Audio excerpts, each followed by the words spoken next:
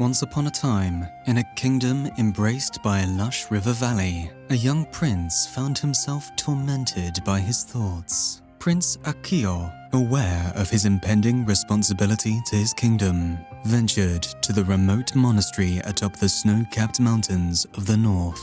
His purpose was clear: to seek wisdom from the revered Zen Master Shinji. As Akio entered the monastery, the hushed reverence of silent contemplation enveloped him. Despite his royal lineage, he bowed respectfully before the Zen master. The cold stones of the courtyard welcomed the prince as he took his place beside the wise sage. The prince, with sincerity in his eyes, spoke of his worries and the weight of his unyielding anxiety.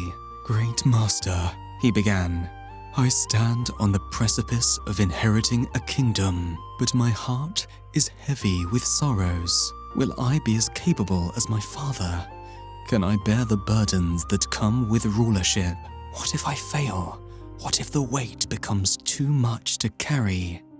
The king was in the twilight of his life, and the young prince knew that he would have to live up to his father's legacy, to honor him in the only way a son can, by wearing his name with resolution and glory. But Akio felt none of these things. He had never known a man more generous, more just, and more righteous, and was certain he would undo much of his father's great kingdom. Burdened by the weight of uncertainties and the gnawing of inexperience, Akio questioned his ability to carry the weight of responsibility that awaited him. His thoughts were obscure and rampant. Would he be able to keep the neighboring belligerent kingdoms in check? Was his naivety going to be exploited by courtiers and advisors? Did he hold the favor of the people? His mind was restless, and the vacillations eventually led him to the monastery, where the old master now sat across from him.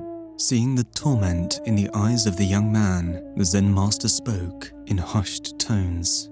"My prince, there is a path to be at one with the burdens that plague your heart. To find the peace you seek, carry this rock to the mountain summit and place it at the shrine.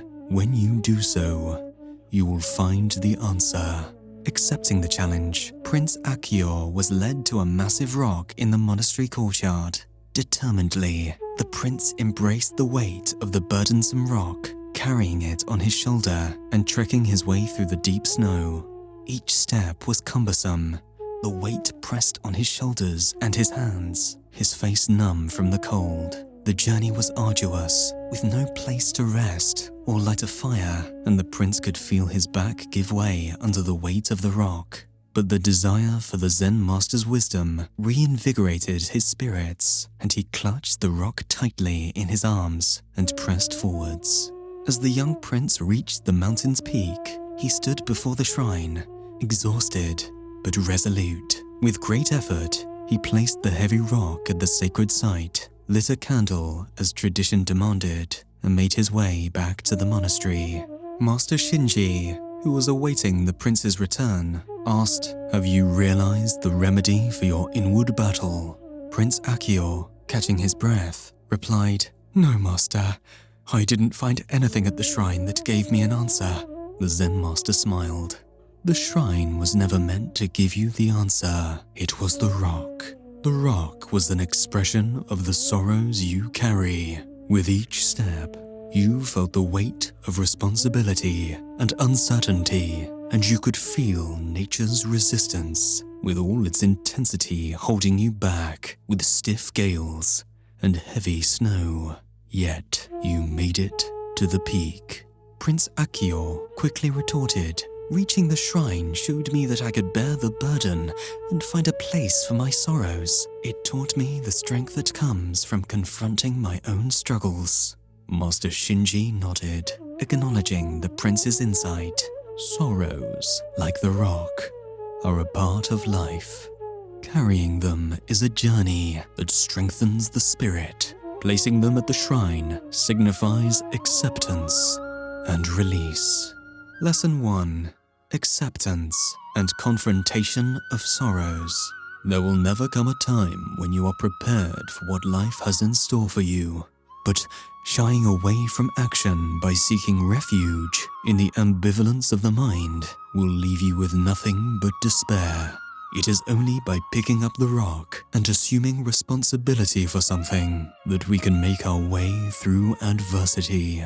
By facing these burdens head-on, you learn that acceptance is the first step toward finding peace. Every person has their rock, and it's the emotional and mental burdens that individuals carry through their life. Carrying these burdens is an integral part of the human experience. Lesson 2. Nature as a teacher. Nature, likewise, has much to teach us. It is cruel and unforgiving, but in the elements, we find redemption for ourselves. Like a tree weathering storms, we discover our own strength amid adversity. The winds that push us back quietly whisper for us to shuffle forward, and the rain washes away doubts, cleansing us. Just as seasons and tides change, so do we. Nature becomes a teacher, testing our resilience and determination. Facing any of nature's hardships can be a transformative experience and always serves to remind us that struggles are an inevitable part of the journey. Lesson 3. Release and liberation. Placing the rock at the shrine signifies a symbolic release of sorrows. The act represents letting go, accepting circumstances, and finding a place for the burdens that weigh heavily on the heart. Understands that true liberation comes from acknowledging, carrying, and ultimately releasing one's sorrows. The anxiety that people often feel about doing things they haven't done before is the mind's way of protecting us from uncertainty. It's difficult, but how can anyone grow if they do not push themselves, if they do not enter the fog? Your fear of what might be hidden in the dark should only be rivaled by your curiosity to find out. Lesson 4. Wisdom through experience. Experience is the best teacher anyone can hope to have. You gain wisdom not through the answers found at the shrine, but through the experiential journey itself.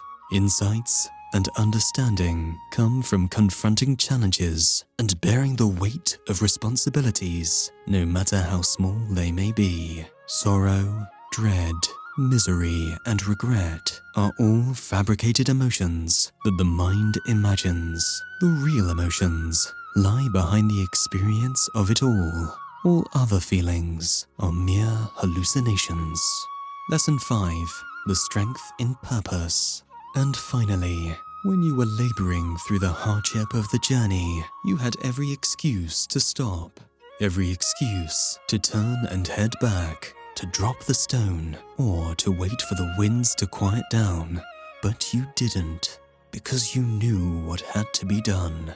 Your mind was transfixed on finishing the task that lay ahead, no matter what stood in the way. Sometimes, the best remedy for sorrow is work. Work does not obscure the sorrow, it synthesizes it. You find strength and solace in knowing that something needs to be done. Uneasy is the head that wears a crown, but putting on that crown is the only hope of salvation one has.